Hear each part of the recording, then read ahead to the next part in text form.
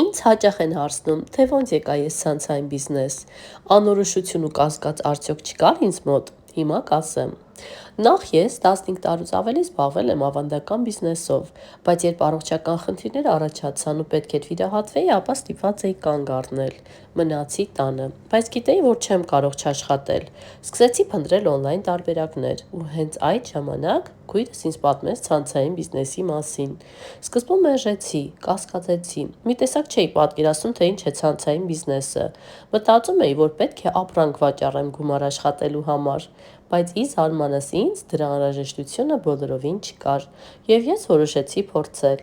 Հատկապես ինձ համար ամենակարևորն այն էր, որ աշխատանքն օրինական է, եկամուտները բանկից ենք ստանում, եկամուտներն ասահմանափակ են ու ես եմ տնօրինում իմ ժամանակը։ Ու հենց այդ որոշումն էր, որ փոխեց իմ կյանքը։ Սկսեցի զրոյից, միայն հեռախոսով ու ցանկությամբ։ Հեռախոսը դարձավ իմ եկամտի աղբյուրը։